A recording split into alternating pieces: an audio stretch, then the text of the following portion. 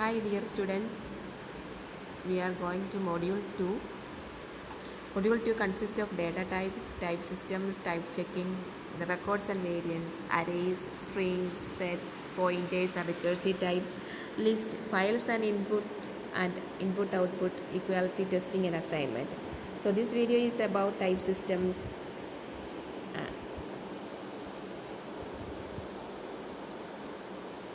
So what do you mean by data types? Data types means a collection of values from a domain. Another definition is an internal structure of a bunch of data described down to the level of a small set of fundamental types. Otherwise, it's a collection of well-defined operations that can be applied to objects of that type. That is abstraction approach. Another is equivalence class of objects, denotational or a more formal mathematical view of things. What are types good for? One is implicit context. Another is checking. Make sure that certain meaningless operations do not occur. Type checking cannot prevent all meaningless operations, but it catches enough of them to be useful. Polymorphism results when the compiler finds that it doesn't need to know certain things.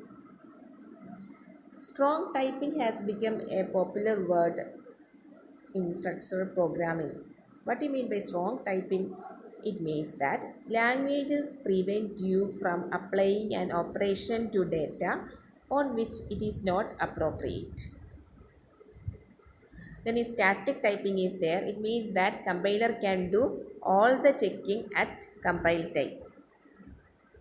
Examples: Pascal is almost statically typed. Java is strongly typed with a non-trivial mix of things that can be checked statically and things that have to be checked dynamically. C is not strongly typed but it is statically typed. Python is strongly typed but is dynamic and not static. There are common terms in this discrete type. Discrete type means it is countable. It includes integer, boolean, character, enumeration, subrange. There are scalar type that is one dimensional. Scalar type includes discrete, real. Then composite type.